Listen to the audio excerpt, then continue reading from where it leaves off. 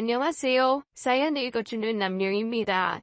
지금 보시는 이 그림 속 풍경은 유명한 관광지인 괌인데요. 바로 이곳에서 엄청난 사건을 겪은 한 여성이 있습니다. 오늘은 그 여성에 관한 이야기를 들려드릴게요. 안녕하세요. 저는 60대 초반의 여성으로 얼마 전까지 괌에서 지내다 한국에 완전히 돌아왔어요.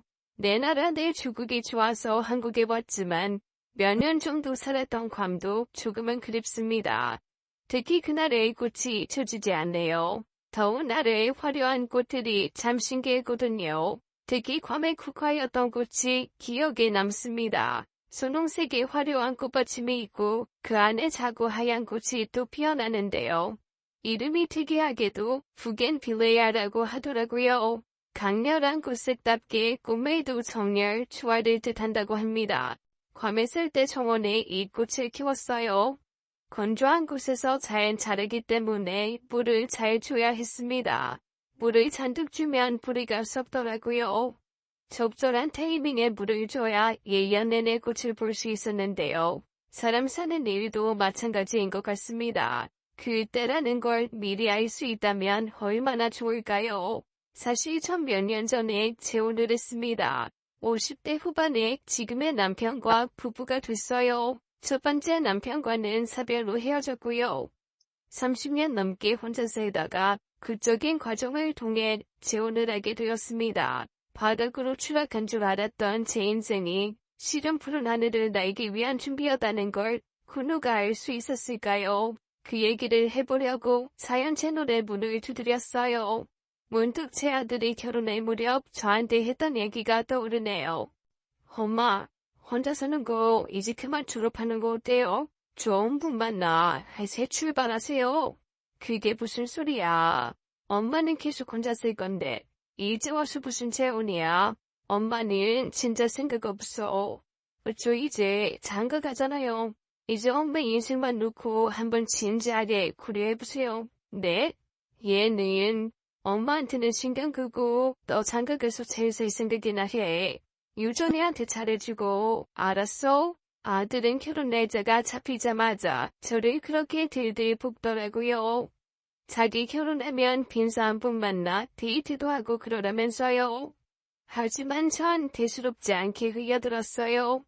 혼자 30년 넘게 살았어도 재혼은 남의 이야기라고만 생각했죠. 전 남편과 사별을 했습니다. 남편이 세상을 떠난 건 저 때문이라고 생각하고 오랫동안 죄책감에 시달렸어요. 그날의 이야기를 안 할 수가 없겠네요. 남편과 전 한 차에 타고 있었어요. 나란히 앞좌석에 앉아 있었는데 이 무슨 운명의 장난인지 교통사고가 났습니다. 그리고 남편은 영원히 돌아오지 못할 곳으로 떠났어요. 당시 남편은 은행에 다니고 있었고 전 입시 미술학원 강사였죠. 결혼하고 아들을 낳고서도 계속 학원에서 돈을 벌었어요. 그러다 아예 학원을 차리게 됐고요. 하지만 예전에 없던 이사를 하게 되면서 학원에서 집이 멀어졌습니다. 우리 시어머니가 아프신데 시누이들은 간병이 어렵다고 해서 저희가 시어머니 사시던 집으로 들어갔죠. 학원에 막 회원했기 때문에 그것도 포기할 수 없었어요. 제가 일을 나가면 계실 간병인을 구하고 전 출퇴근을 하기로 했습니다. 여보, 나 학원에 너무 멀어져서 차를 갖고 다녀야 될 것 같아. 그러래? 나 회사 갈 때 차 놓고 가니까 당신이 쓰면 좋지. 그래서 말인데 내가 면허만 따놓고 운전 안 한 지 오래됐잖아. 나 연습 좀 시켜줘요. 알았어. 시간 내게. 어머니 돌보랴 학원 운영하랴. 당신이 고생 많아. 어쩔 수 없잖아. 그리고 운전 능숙해지면 출퇴근도 더 쉬워지겠지. 부부가 같이 투로 연수를 가기로 한 날이었어요. 기저귀를 찬 어린 아들은 이웃집에 잠시 맡겼습니다. 투로 연수는 순조로웠어요. 저도 조심성이 많고 남편도 침착한 성격이라서요. 그런데 저 멀리서 갈지자로 달려오는 승용차를 보았습니다. 여보, 내 눈이 이상한가? 저기 앞에 있는 차가 갑자기 우리 쪽으로 달려오는데? 진짜 이상한데, 여보, 피엘. 그 순간 달려오던 차는 저희 부부가 탄 차를 덮쳤습니다. 전 바로 기절하고 말았어요. 정신을 차려보니 남편은 이미 세상을 떠나고 없었습니다. 믿을 수가 없는 현실에 전발을 잃었어요. 시누이들이 찾아와 절 잡아 흔들며 통곡했죠. 내 동생 상연해. 왜 너만 살았어? 생들 같은 내 동생 잡아먹고 왜 너만 살았냐고. 그러게 못하면 아예 하지 말지. 왜 운전을 한다고 세쳐서 멀쩡한 내 동생 죽게 만들어. 옆에서 보다 못한 친구가 말했어요. 정말 너무 돌아시네요. 9세 이승으로 살아난 애한테 그게 할 소리예요? 그럼 승재 놔두고 수경이까지 조세상 가야 해요? 음주운전하는 인간한테 당한 건데 왜 수경이한테 그러냐고요? 그 사고 이후 어떻게 장례를 치렀는지 기억도 안 납니다. 갑자기 세상 떠난 불쌍한 남편, 아빠 없이 남은 어린 아들 생각에 가슴이 찢어질 듯 아파왔어요. 시누이들은 장례식 후 저와 연을 끊더라고요. 절반했지만 전 다시 일어서야 했습니다. 제겐 우리 승재가 있었고 아파서 누워 계신 시어머니가 있었어요. 남편이 그렇게 간 게 다 제 탓 같아서 승재 키우면서 시어머니도 정성으로 돌봤습니다. 개원했던 학원은 지인에게 팔고 남편 앞으로 나온 보상금 보험으로 퍼줬어요. 자리 보존하고 누워 계시던 시어머니는 2년 만에 하늘나라로 가셨습니다. 그 길로 시누이들과는 연이 완전히 끊겼어요. 시어머니 남편 곁에 보내드리고 전 아들 보며 악착같이 살기로 마음먹었죠. 다시 조그맣게 학원을 열고 혼자 몸으로 열심히 살았습니다. 아빠를 닮아 아들 승재는 머리가 좋았어요. 학교 다니는 내내 1등만 하더니 좋은 대학 갔고 증권사 펀드 매니저로 취직했죠. 회사에서도 좋은 짝을 만나 결혼까지 일사천리로 잘했습니다. 그렇게 혼자 고생하더니 승재 장가가니까 어때? 속이 다 시원하지? 시원섭섭해. 신부 봤어? 어때? 우리 며느리 예쁘지? 며느리보다 솔직히 자기가 더 이쁘다. 어째 신부보다 시어머니가 더 예쁘고 난리야.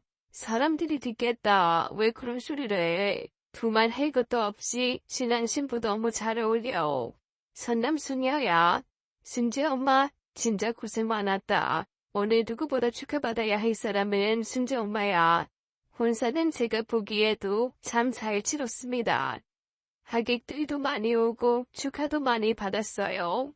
큰 숙제 다 해놓은 느낌이었어요. 이제 행복한 도움만 남았다고 생각했죠. 그러던 어느 날 뜻밖의 사람으로부터 전화를 받았습니다. 여보세요. 김수영 씨 전화 맞습니까?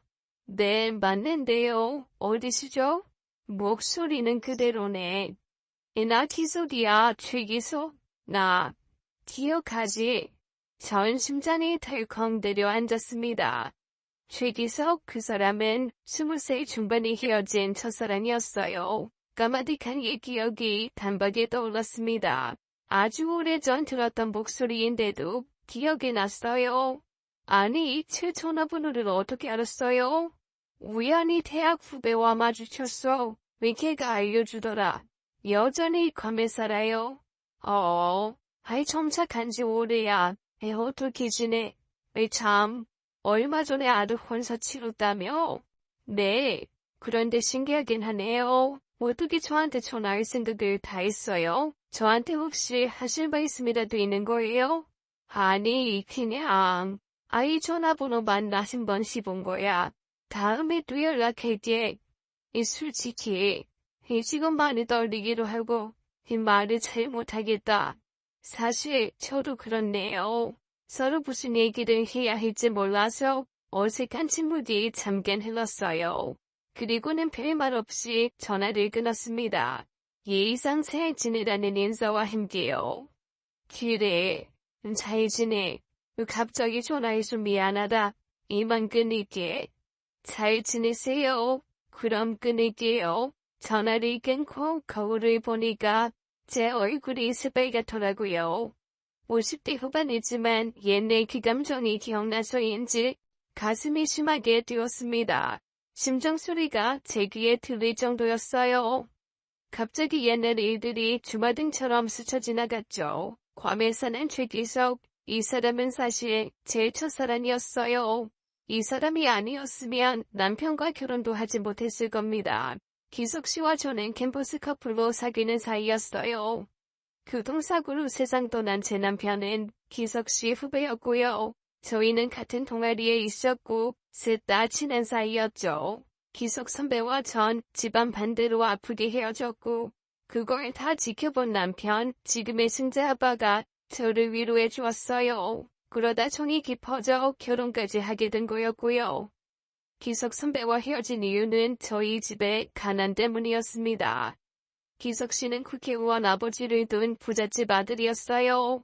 워낙 수수하게 하고 다니고 있는 티를 안 내서 전혀 몰랐죠. 나중에 알고 보니 그냥 유복한 정도도 아니고 대대로 부자에다 아버지 형제는 판검사 의사, 어머니 집안은 예술계 교수님 쪽으로 대단한 집안이더라고요. 더구나 기석 씨는 그런 집안의 장남이자 외아들이었어요. 반면 전 서민 동네에서 자기의 방앗간을 아는 부모님을 두었죠. 저도 외동딸이었어요. 없는 살림의 부모님은 남부럽지 않게 저를 키우려고 밤낮 없이 일하셨죠. 고춧가루 빻고 참기름 짜고 시골에서 올라온 재료들로 열심히 방앗간을 운영하셨습니다. 전 다니던 여고에서 전교 5등 안에는 항상 들었고 명문대에 갔어요. 거기서 기석 씨를 만나게 된 거였습니다. 연인이 된 지 2년쯤 된 어느 날 기석 씨가 이런 얘기를 하더라고요. 수경아, 사실 오늘 저녁에 우리 가족끼리 외식을 하기로 했어. 그럼 가봐. 영화는 다음에 보자. 근데 수경아, 거기 같이 가자. 같이 가자고. 오빠네 식구들끼리 오붓하게 밥 먹는 자리 아니야? 내가 갑자기 가면 방해될 수도 있잖아. 나는 안 갈래. 아니야. 그렇게 우연히 척 자연스럽게 부모님께 인사드려보자. 사실 우리 부모님 너무 바쁘시고 격식 따지시는 분이라 이번이 철호의 기회야. 너 첫인상 좋고 예의 바르니까 잠깐 인사드리면 부모님도 정식으로 인사받자고 하실지 몰라. 그러니까 같이 가자. 말은 그렇게 해도 기석 씨가 오래 고민한 게 느껴졌습니다. 그 성의를 무시할 수 없어 결국 허락했어요. 그날 기석 씨는 저를 백화점에 데리고 갔습니다. 평소 우린 소박하게 데이트를 했기 때문에 절 그런 곳에 데리고 가는 기석 씨가 좀 이상했어요. 투피스에 구두까지 챙겨 신고 나오며 전 투덜댔죠.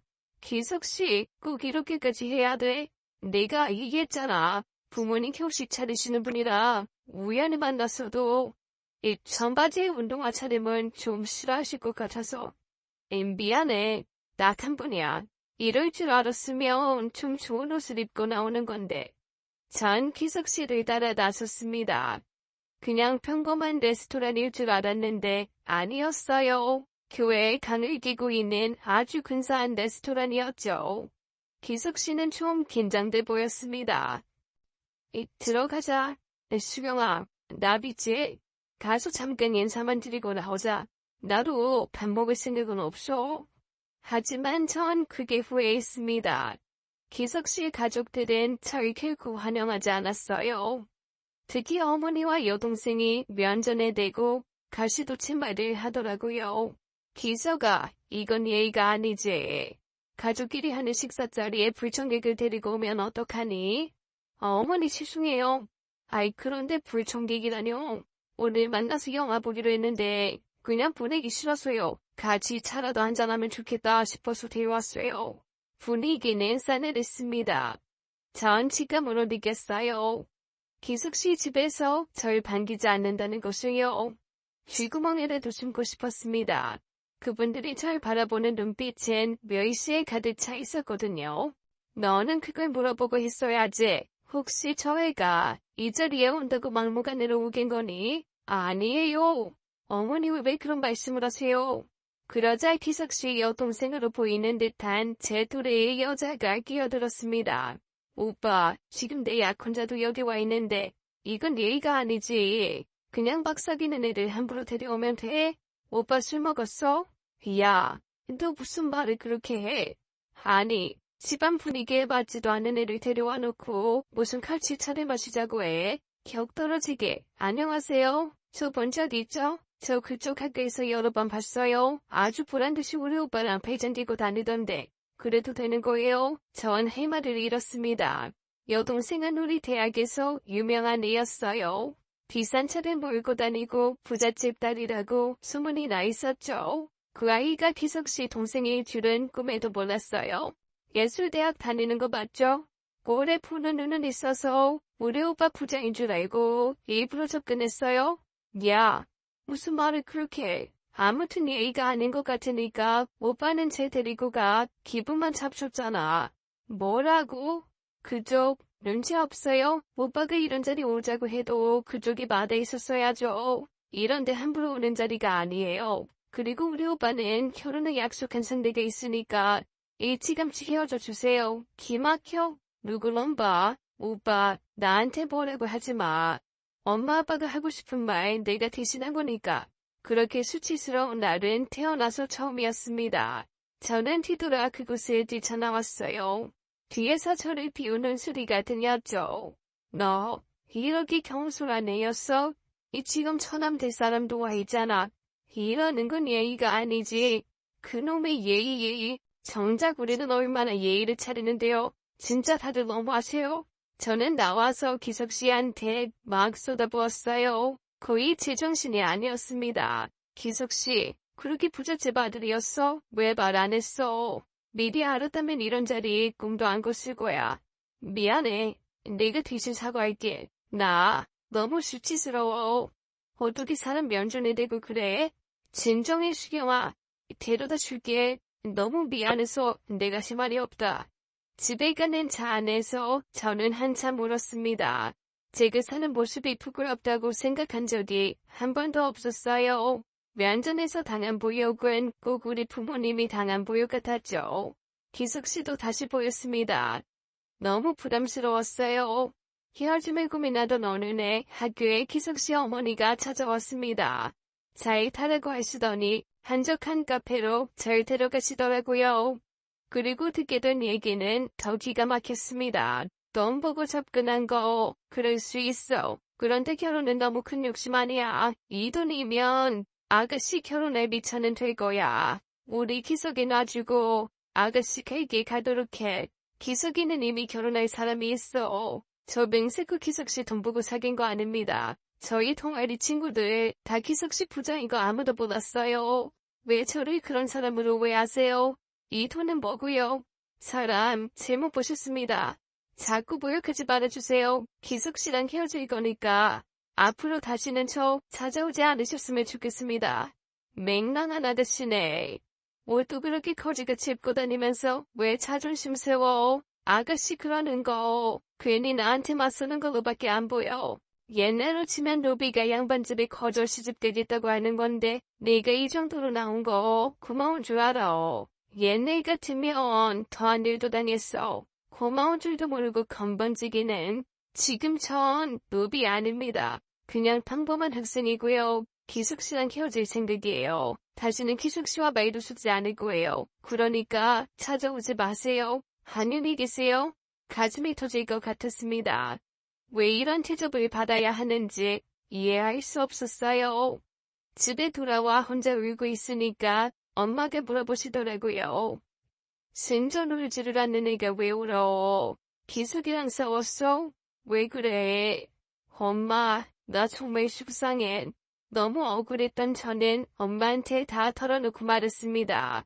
저리 들었더라면 끝까지 비밀로 했을 텐데 그땐 저도 어렸어요. 엄마는 그 얘기를 듣고 병이 나셨죠. 아버지도 기숙씨 집안과 저 사이에 있었던 일을 듣고 화가 많이 나셨습니다. 앞으로 절대로 그 녀석 만나지 말아라. 원, 사람 나고 돈 났지. 돈 나고 사람 났나. 기가 막혀서. 우리 귀한 딸 데려다가 그게 뭐하는 짓이야? 그게 배운 사람들이 알 짓이야? 수경이 너, 울지 말고 정신 똑바로 차려. 엄마 아빠 생각해서라도 그 녀석이랑 단칼에 헤어져. 결국 전 기석씨한테 헤어지자고 했습니다. 그러나 기석씨는 저한테 매달렸고 처음으로 우린 큰 소리로 싸웠어요. 헤어짐을 고한 내 속상하긴 해도 한편 후련하더라고요. 더는 그 집 사람들한테 모욕적인 말 안 들어도 되고 주눅 들지 않아도 되니까요.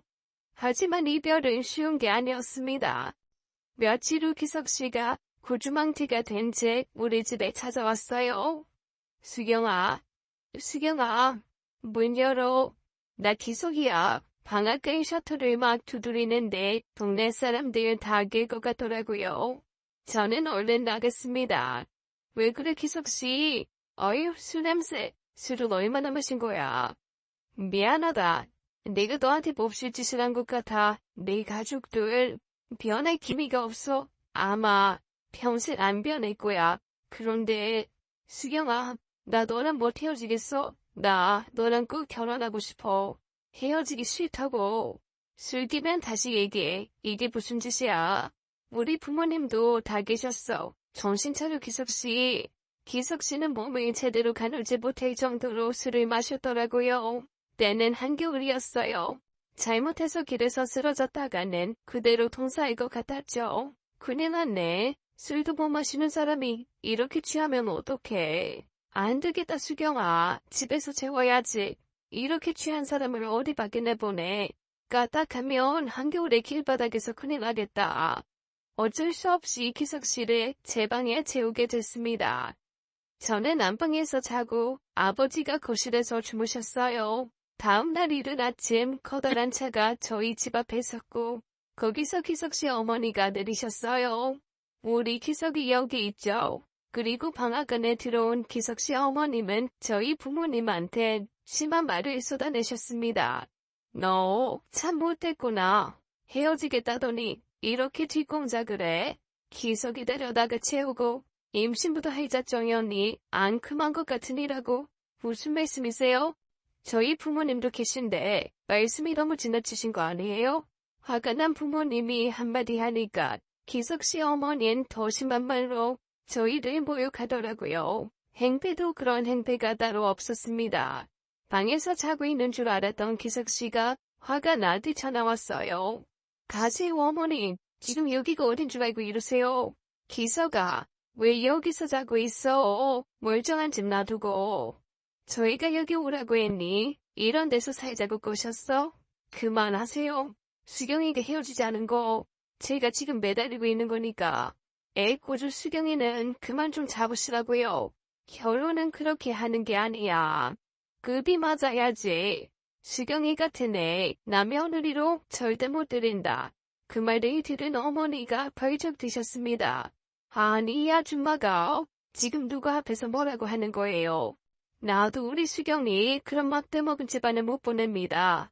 여기가 어디라고 와서 행패요? 아니 교양 없이 왜 이러세요? 왜 다짜고짜 언성을 높여요? 뭘 잘했다고?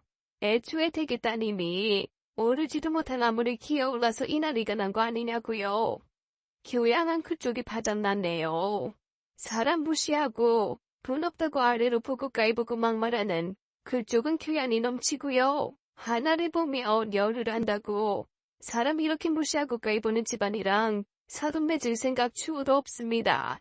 기석이 데리고 얼른 나가세요. 한겨울에 길바닥에서 얼어 죽을까봐 집에서 채워줬더니 고맙다고 해도 모자랄 판에 뭐라고요? 수경아, 소금 한 바가지 갖고 와라. 뒤통수에 확 뿌리게. 내 이럴 줄 알았어. 기석아, 가자. 넌 이런 무식한 집안 꼴을 보고도 결혼할 마음이 있니? 너도 참 비위가 좋구나. 별 거지 같은. 어머니, 당장 사과하세요.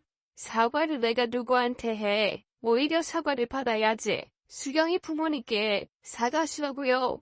너 그게 엄마한테 할 소리니? 너 수경이가 뭐라고 했어?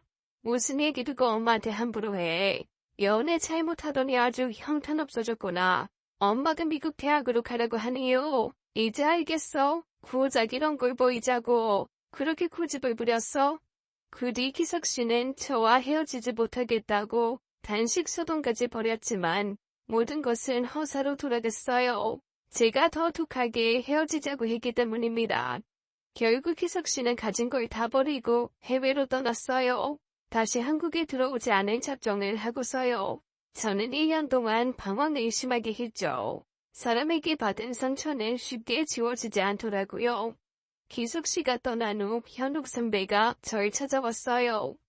기숙이 미국으로 떠났어. 한국에 영영 안 돌아온대. 부모님께 너무 실망이 크다면서 나한테 부탁하고 갔어. 수경이 너 잘 챙겨주라고. 내가 어린애야. 그런 관심 필요 없어. 혼자 일어설 수 있어.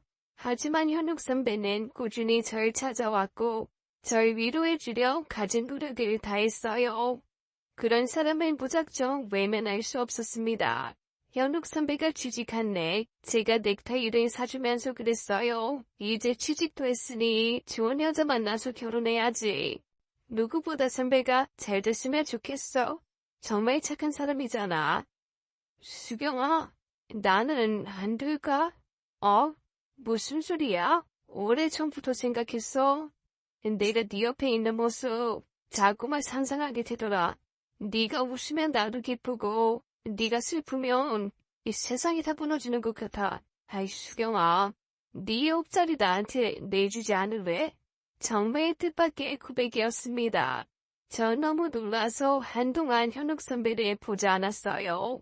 그러나 선배는 절 포기하지 않았고 제 모든 걸 사랑하고 아낀다는 현욱 씨에게 결국 마음을 허락하고 말았습니다. 그렇게 우리는 결혼까지 하게 되었고 승재를 낳게 되었어요. 교통사고로 남편을 잃은 후 승재만 보고 30년 넘게 살아왔고요. 승재 아빠만 떠올려도 가슴이 아픈데 기숙 씨가 전화를 해오니까 또 심란했죠. 처음 전화 왔던 며칠 후 기숙 씨한테 다시 전화가 왔습니다. 이번에는 지난번보다 좀 더 길게 통화할 수 있었어요. 기석 씨는 그간의 제 사정을 다 알고 있다고 하더라고요. 고생 많이 했다. 이제 좀 홀가분하지. 아들 장가 가니까 숙제 다 마친 것 같고 마음이 좀 가벼워. 며느리도 참 예쁘고. 역시 아이던 다 잘해낼 줄 알았어. 뭘 다른 사람도 내 상황이면 그렇게 했을 거야. 이수경아, 혹시 우리 얼굴 볼 수 있을까? 아이나 곧 한국 가. 우린 서너 번 더 통화를 했고 결국 전 기석 씨와 한 번 만나보기로 했어요. 자꾸 통화를 해보니 푸근하고 애틋한 감정이 들더라고요. 이성적 감정이라기보다는 그냥 소중한 옛 친구를 다시 만난 기분이었습니다. 만나기로 한 것도 예전보다는 우정에서였어요. 약속한 날 대학로에서 봤는데 저 멀리서도 기석 씨를 알아볼 수 있었습니다. 처음엔 서로 쑥스러워 얼굴도 제대로 보지 못했던 것 같아요. 어색함이 주구장창 거기만 했습니다. 한참 만에야 어색함이 사라지더라고요. 그러다 저녁을 먹고 과거에 같이 자주 갔던 추억이 깃든 다방으로 갔죠. 그곳에서 기숙 씨는 뭔가 할 말이 있는 것 같았어요. 수경아, 오해하지 말고 들어줘. 혹시 우리 다시 시작할 수 있을까? 너무 당황스러워서 저는 말을 잇지 못했어요. 너랑 헤어지고 나 방황 많이 했다. 사람이 싫어지더라고. 오죽하면 한국 떠난 미국에 가서 살았겠어. 시간이 지나도 한국으로 돌아가고 싶지 않았어.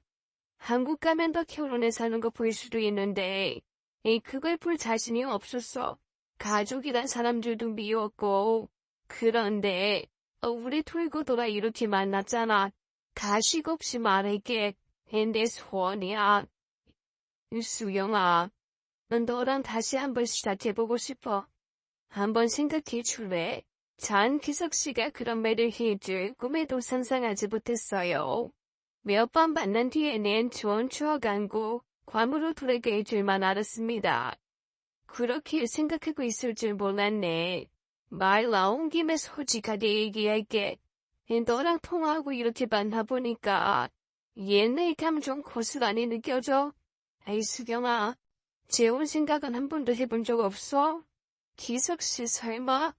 그래, 맞아. 나 사실 너와 새 출발하고 싶은 생각 굴뚝 같다. 잠깐만. 나한테 너무 놀라운 이야기라.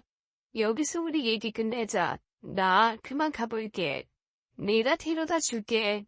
가자. 아니야.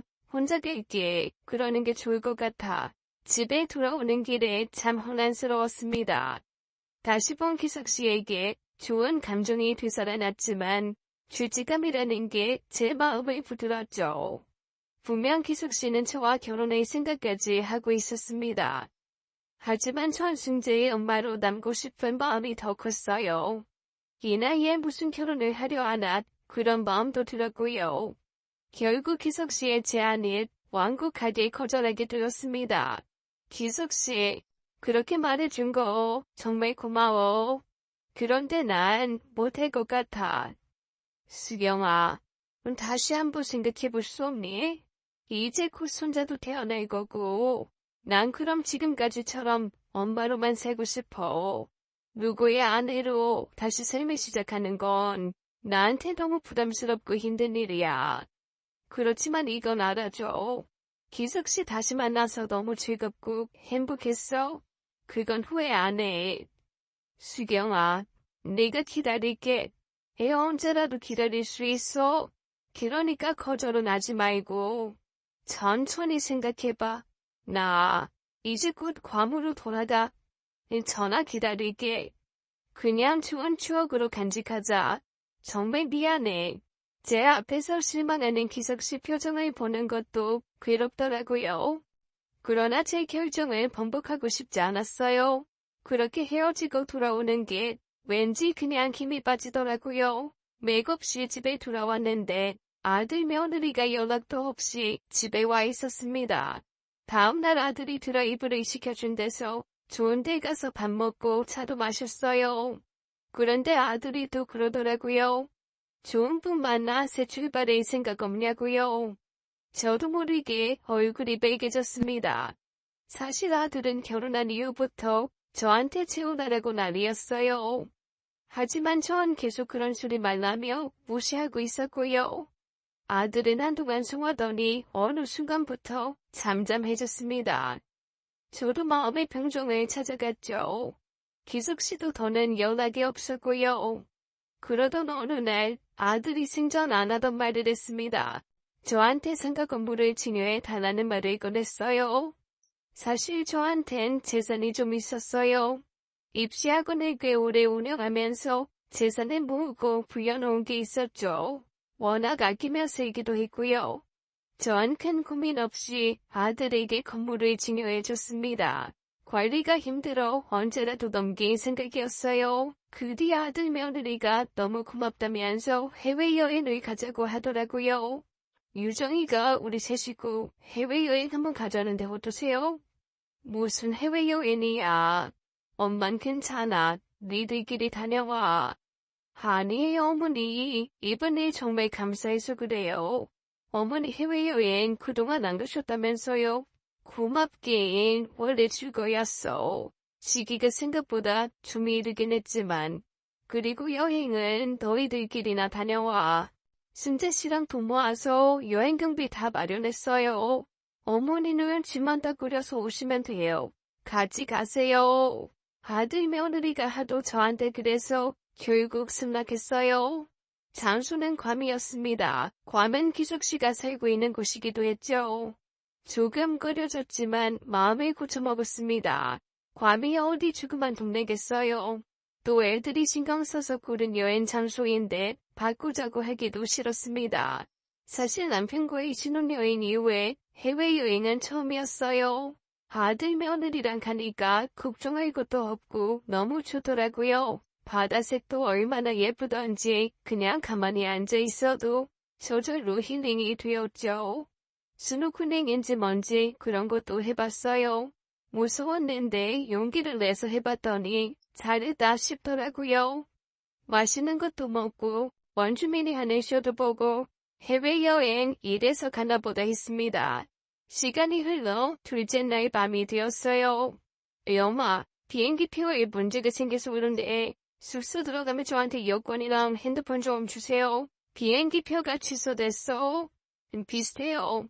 여권 번호 다시 입력해야 하는데 밤에 제가 해놓을 테니까 걱정하세요. 네가 어련히 잘 알아서 하려고. 알았어. 4박 5일 중 이틀째 밤이었습니다. 예정 마치고 방에 들어와 쉬고 있는데 또 그 소리가 들렸어요. 아들이었죠. 엄마, 이 여권이랑 핸드폰 주세요. 아이, 돌아가는 비행기표 예약이 왜 그렇게 됐는지 모르겠네. 걱정 말고 차근차근 해봐. 자, 여기 여권. 근데 핸드폰은 왜 필요해? 인증번호 자고 올 거라서요. 엄마 아까도 차 안에서 출었잖아요. 피곤하실 텐데 푹 주무세요. 그래, 오늘 유난히 피곤하네. 스노클링인가 뭔가 그걸 했더니 몸이 아주 누구나다. 너도 비행기표 잘 해결하고 얼른 하고 자. 피곤할 텐데. 엄마 안녕히 주무세요. 그리고 엄마. 아들 믿죠? 갑자기 무슨 소리야? 너라 믿으면 누굴 믿어? 혜우씨, 우리 엄마 최고라니까. 어이구, 여행 오길 잘했네. 생전 안 하던 얘기를 다 하고. 얼른 방으로 가. 유정이가 기다리겠다. 그렇게 이틀을 보내고 3일째 아침이 되었습니다. 조식을 먹으러 1층으로 내려갔어요. 그런데 아무리 기다려도 아들 며느리가 오지 않은 거였습니다. 이상해서 애들 방에 찾아갔죠. 어젯밤 아들이 제 핸드폰을 가져갔기 때문에 전화를 할 수도 없었습니다. 그런데 이상했어요. 애들이 지내던 방문을 활짝 열어놓고 직원이 청소를 하고 있더라고요. 여기 있던 사람들 어디 갔어요? 그러나 외국인인 직원이 제 말을 알아들을 리 없었습니다. 방 안에 아들 며느리 짐은 하나도 없었습니다. 아니 이게 어떻게 된 일이야? 왜 애들이 없어? 순재야, 유정아. 전 당황해서 미친 사람처럼 로비로 내려갔습니다. 기분이 좋지 않았어요. 직원을 만났지만 의사소통이 잘 되지 않았죠. 전 영어를 못했거든요. 아들, 어디 갔는지 좀 찾아봐 주세요. 방이 비었더라고요. 아니면 전화번호 알려드릴 테니까 전화 좀 해주세요. 네, 외국인 직원이 한국말을 할 줄 아는 직원을 찾아줬습니다. 그리고 돌아온 대답은 기가 막혔어요. 글쎄 아들 며느리가 결제를 다 마치고 호텔을 완전히 떠났다는 거였죠. 그럴 리가 없어요. 저희 같이 왔다가 같이 돌아가는 일정인데 뭔가 착오가 있는 거 아니에요? 분명 나가셨어요. 어젯밤 10시에 결제도 다 마치셨네요. 무슨 일인지 모르겠더라고요. 설상가상 제 여권도 없었습니다. 어제 아들이 비행기표가 뭐 잘못됐다고 가져갔던 게 떠올랐습니다. 아이고 이를 어째. 얘들이 설마 날? 아니야, 그럴 리 없어. 인정하고 싶지 않았지만 아무리 생각해도 이건 제가 버려진 것밖에 안 되더라고요. 설마 했지만 사실이었습니다. 그날 하루가 꼬박 지나도록 저를 찾는 사람은 아무도 없었습니다. 아들 내외가 사고를 당해 그런 거였다면 저한테 어떤 식으로든 연락이 왔겠죠. 아들이 일부러 핸드폰 여권을 달라고 했다는 생각이 그제야 들었어요. 남편이 죽었을 때보다 더 심한 충격을 받았습니다. 말도 안 통하는 이영만리에서 버려진 꼴이 된 거였습니다. 아들에게 건물을 증여하자마자 이런 일이 벌어졌다는 게 실감이 나지 않았어요. 두렵고 분하고 무서워서 저는 밤을 꼬박 샜습니다. 한국으로 돌아가고 싶은데 비행기표와 여권도 없고 핸드폰도 없어서 저는 아무것도 할 수 없었어요.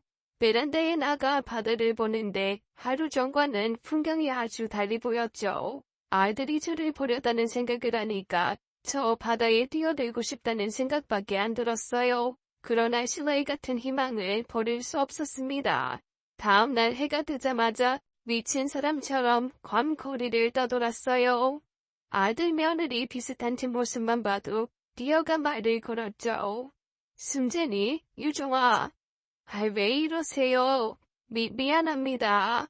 우리 아들로 착각했어요. 미안해요. 그러다 경찰한테 부두를 번도 했습니다.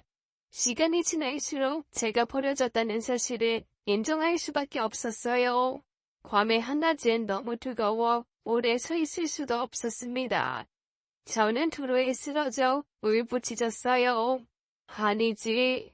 아니야. 순재야, 유정아.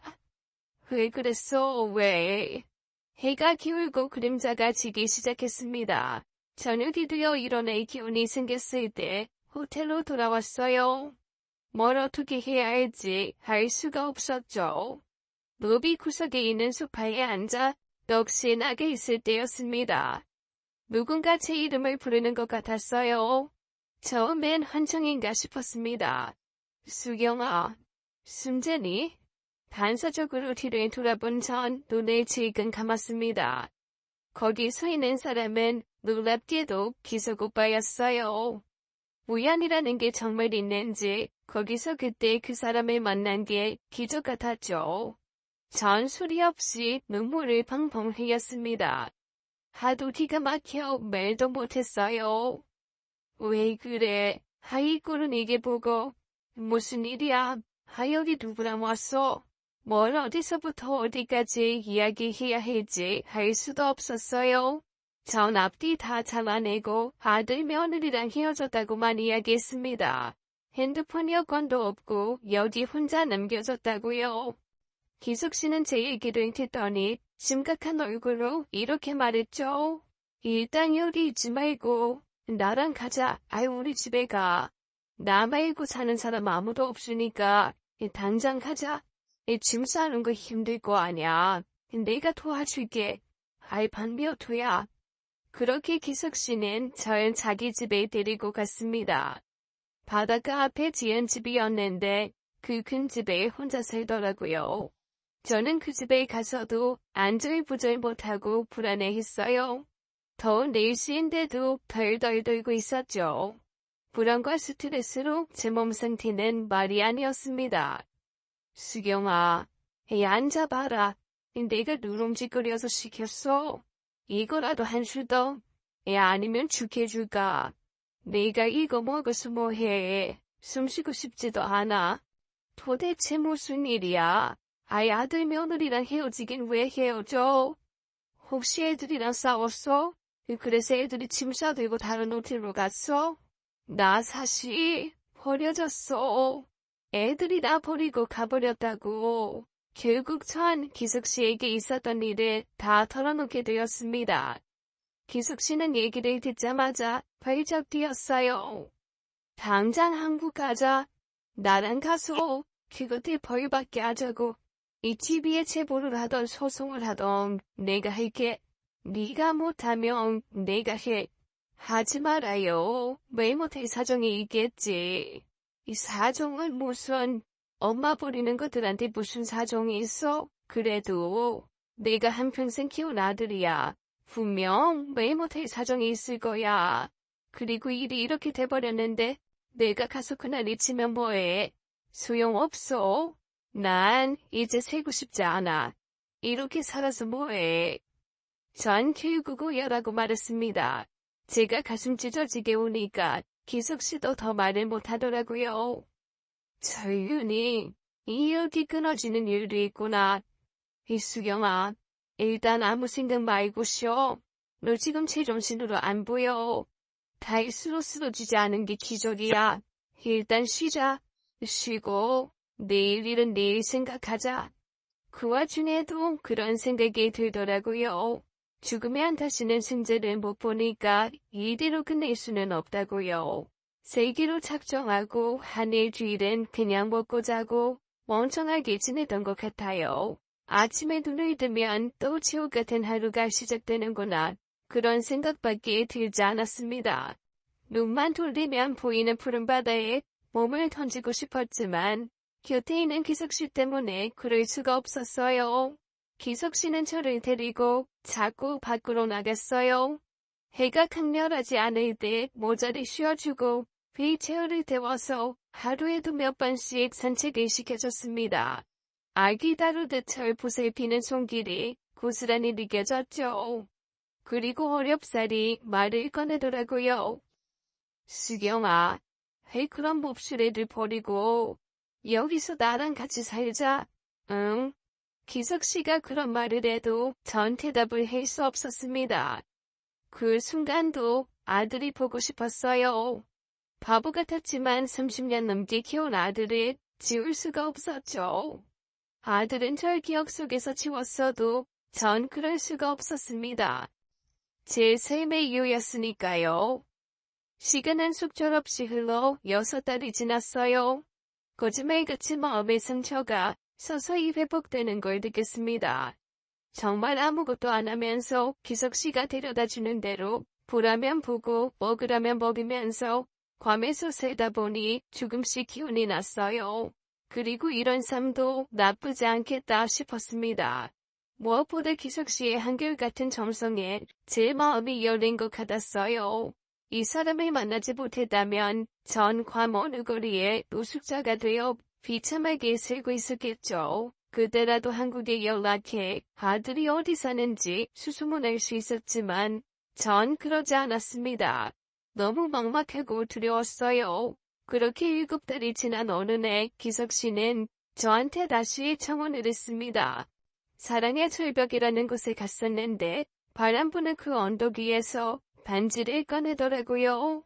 수경아, 이제 나는 여기서 살자. 생각해보면 이 모든 게 다 하늘에 두신 것 같아. 너 한국에서 내가 프로포즈 했을 때는 싫다고 했지. 아들이랑 태어나 손주 얘기하면서. 그러나 지금 그 이유가 없어졌잖아. 어때? 지금도 그때랑 생각이 같아. 기석씨, 미안해요. 그리고 고마워요. 승낙할게요. 결혼해요. 수경아, 이 남은 생 우리 서로 아끼면서 살자. 기석씨는 굵은 눈물방울을 뚝뚝 떨어뜨렸어요. 젊은 시절에 저와 억지로 헤어지면서 울던 기석씨 모습이 떠올랐습니다. 인연이 얼마나 깊으면 결국은 돌고 돌아 다시 만나게 됐는지 또 결혼까지 이르게 되는지 참 알다가도 모를 일이었어요. 그렇게 저희는 결혼을 하게 되었습니다. 사실 전 내키지 않았는데 기석씨는 꼭 저한테 면사포를 씌워주고 싶다고 하더라고요. 기석씨는 저를 못 잊어서 결혼도 안 하고 평생 혼자 산 사람이었어요. 어떻게 생각하면 저보다 기석씨한테 결혼식이 더 필요하다는 생각이 들었죠. 우린 작은 성당에서 조촐하게 식을 올리기로 했어요. 결혼식 날 밤 전 남편에게 기도를 했습니다. 승재 아빠, 당신이 하늘나라로 간 지 30년이 지났네요. 우리가 낳은 승재가 아내를 맞이하고 남은 여생 손주 보며 살다 가려고 했는데 일이 이렇게 되어버렸어요. 승재 아빠, 나 용서해 줄 수 있어요? 나 기석 선배랑 결혼하기로 했어요. 미안해요. 나중에 난 벌 받아도 괜찮아요. 하지만 우리 승재, 그리고 세아가 또 태어날 아기, 잘 살 수 있게 당신이 돌봐주고 지켜줘요. 꼭 그래야 해요. 승재 아빠, 미안해요. 그렇게 비참하게 버려졌어도 여전히 아들이 떠오르고 그리운 마음의 애 같았습니다. 사람 마음이 그렇더라고요. 평생 사랑으로 키운 아들이 배신한 건 슬프지만 그 와중에도 승재가 보고 싶었습니다. 이름 부르며 얘기 나누고 싶고 얼굴 한번 보는 게 그렇게 간절했어요. 말없이 울고 있으니까 기석씨가 와서 손을 따뜻하게 잡아주더라고요. 그 마음의 뒤에 어쩔 수 없이 눈물을 삼킬 수밖에 없었습니다. 결혼식 날이 밝았고 기석씨와 저는 근처 성당으로 향했어요. 하객은 기석씨가 가깝게 지낸 지인들이 다였습니다.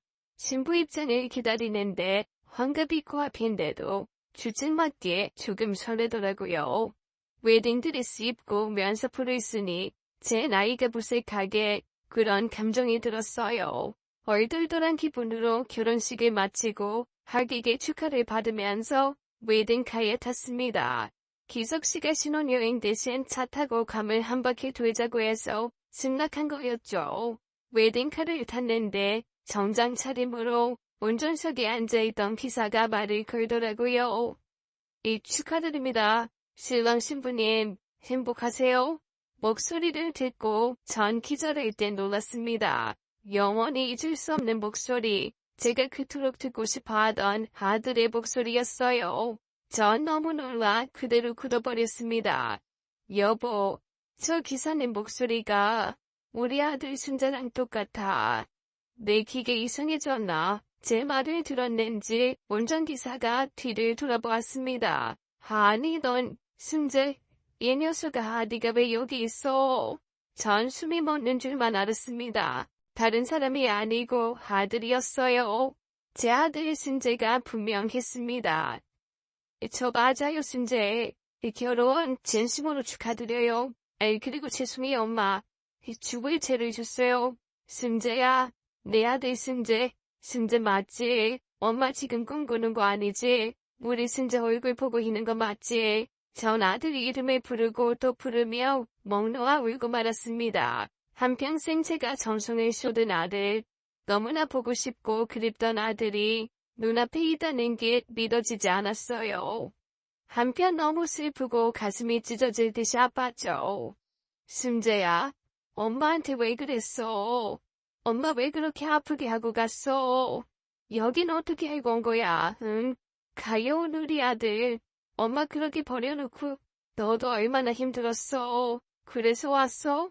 마음 아파서 못 견디고 온 거지. 그동안에 눌러왔던 아픔이 한꺼번에 올라오는 것 같았어요. 보고 있어도 보고 싶다는 말, 전 그때 알게 되었습니다. 아들을 애타게 그리워하던 마음이 터져나와 눈물을 멈출 수 없었습니다. 그 뒤 기석 씨와 승재가 해주는 이야기를 듣고 저는 또 한 번 놀라게 됐어요. 이 결혼식 아들 승재와 기석 씨가 계획한 거였습니다. 전 처음에 잘 이해하지 못했어요. 분명 한국말을 하는데 알아들을 수가 없었습니다. 결혼식장에서 기석 아저씨의 얘기 들었어요. 엄마 대학 동창들한테요. 그게 시작이었어요. 아들은 평생 고생한 제가 새 출발하기를 원했고 우연히 기석 씨를 알게 됐다고 하더라고요. 결혼식장에서 대학 동기들이 하는 얘기를 듣고 기석 씨를 찾아냈다는 거였습니다. 기석 씨는 저와 있었던 옛날 일을 승재한테 얘기했고 아들 승재는 기석 씨의 진심을 알아챘다고 하더라고요. 근데 제 성격 아니까 결혼은 잘 안 될 거라고 예상했고 기석 씨와 이런 엄청난 일을 꾸민 거였습니다. 과정이 좀 위험하고 힘들어도 이렇게 해서라도 제 남은 삶이 행복했으면 하고 바랐다는 얘기였어요. 정말 죄송해요. 진짜 저도 너무 힘들었어요. 이렇게 극단적인 방법 아니면 엄마 체온 안 하실 것 같아서 제가 용기를 냈어요. 그러니까 이제 진정하세요. 제가 진짜 잘못했어요. 네. 저 용서해 주세요 엄마. 이 녀석아 아무리 그래도 그렇지 계획을 세울 게 있고 안 세울 게 있지. 난 아직도 모르겠다. 뭐가 뭔지 모르겠어. 뒷이야기를 알고도 전 기석 씨와 아들 두 사람이 너무 믿더라고요. 네가 진짜 날 버린 줄 알고 엄마가 얼마나 힘들었는 줄 알아. 가슴에 멍이 시퍼렇게 들었어 이 녀석아. 죄송해요 엄마. 그동안 기석 아저씨랑 매일 통화했어요. 아저씨가 엄마한테 준 한약이죠. 그것도 제가 여기서 보낸 거예요. 엄마 다니는 한약방에서요. 영양제랑 엄마 입맛 같은 것도 다 제가 알려드렸다고요. 저 한국에서 술 놓고 있지 않았어요. 그래도 엄마 미안해요. 진짜 해질 못되더라고요. 이 녀석아 어떻게 엄마를 이렇게 놀래켜. 이게 꿈인지 현실인지 아직도 모르겠다. 저는 막 아들을 혼냈습니다. 기숙 씨도 마찬가지였어요. 신혼여행은 사랑하는 두 남자를 엄청 혼내고 욕하다가 끝나고 말았죠. 두 사람은 나중에 고개를 푹 숙이고 대꾸도 안 하더라고요. 하루 종일 제 원망을 다 들어줬습니다. 그래놓고 집에 와보니까 며느리 유정이가 와 있었어요. 유정인 저를 보고 고개를 못 들더라고요. 어머니, 죄송해요. 승재씨가 너무 간절하게 어머니 재혼을 바래서 저도 어쩔 수 없었어요. 많이 힘드셨죠? 저도 어머니 혼자 두고 가서 너무 힘들었어요. 신경성 위험까지 생길 정도로요. 어쩐지 며느리 얼굴도 야위어 보였습니다. 승재 녀석이 더 괘씸했어요. 나 재혼시키자고 자기 아내 마음고생 시킨 건 꼭 혼내줘야겠다고 생각했습니다. 네가 저 녀석 용서하나 봐라. 지금은 어때? 아직도 위가 많이 안 좋으니? 괜찮아요. 신기하게도 어머니 결혼식 날짜 잡히고 저희 괌에 올 비행기표 예약하니까 낫더라고요. 저 거짓말을 못하는 성격인가 봐요. 이리 와봐. 승재랑 유정이 둘 다 안아보자. 이렇게 착해가지고 그런 생각은 어떻게 했나 몰라. 니들도 힘들었지. 이제 다시는 이런 늙음이지 마라. 승재야, 유정아, 너희가 얼마나 보고 싶었는지 몰라. 이런 날이 올 줄 꿈에도 몰랐다. 그날은 밤늦게까지 원 없이 이야기를 나눴어요. 아들, 며느리, 그리고 기석씨까지 제 곁에 있으니 괌의 밤 풍경이 더없이 아름답게 느껴졌죠. 그런데 아들이 통장에 제게 주더라고요. 건물 반티금이라고 하면서요. 아들은 이 돈으로 여기서 편안하게 지내라고 했습니다. 투자 목적이 아니라 결국 내게 이 돈 주려고 한 거였어요. 건물 관리하는 거 점점 힘들게 느껴진다고 건물 원래 저 주려고 하셨잖아요. 근데 저 받고 싶지 않아요. 이 돈 갖고 기석 아저씨랑 편하게 지내세요. 엄마, 그럴 자격 충분히 있어요. 이 녀석이 엄마 돈은 놀이키지 말라고 했지. 끝까지 1억이야. 이걸 왜 엄마를 줘? 엄마가 피땀 흘려 번 돈이잖아요. 우리가 알아서 잘 살게요. 그러니까 받으세요. 또 눈물이 나더라고요. 그렇게 재혼까지 이르는 요란한 수동이 끝났습니다. 아들 내외는 며칠 후 다시 한국으로 돌아갔고 전 기석씨와 괌에서 살다가 얼마 전 한국으로 영구 귀국했어요. 괌에서의 삶도 좋았지만 그래도 아들 며느리가 그리워서 안 되겠더라고요. 아들은 요새 기석씨를 아버지라고 부르기 시작했어요. 남편은 늙음하게 큰아들 생겼다고 너무 좋아하고요. 얼마 전 남편은 커다란 캠핑카를 샀습니다. 아장아장 걷기 시작한 손자까지 5씻고 좋은데 여행 가려면 필요하다고 들고 구입하더라고요. 참 한국에 오자마자 승재와 저 기석씨는 다 같이 승재 아베의 납골당에 갔어요. 전 남편에게 다시 한번 용서를 구했습니다. 혹시 알아요? 아버지도 옥황상제병을 받아서 어떤 예쁜 소녀랑 살고 계시지. 이 녀석이 못하는 소리가 없어. 엄마가 30년 넘게 저 혼자 키워주셨잖아요. 하늘에 계신 아버지도 2번 응원해 드려야 한다는 얘기예요. 그렇지만 나도 미안한 마음은 있어. 여보, 우리 가끔 옵시다. 먼저 하늘로 간 남편에게 미안한 마음이 있지 않고 우여곡절 끝에 이룬 새 가정 잘 지키고 싶습니다. 긴 이야기 들어주셔서 감사합니다. 어머니가 괌에 버려진 줄 알았는데 알고 보니 재혼을 위한 엄청난 계획이 있었네요. 엄마의 재혼 이야기 결국엔 해피엔딩으로 끝나서 참 다행입니다. 그럼 저희는 다음 사연으로 다시 돌아올게요. 안녕. 예.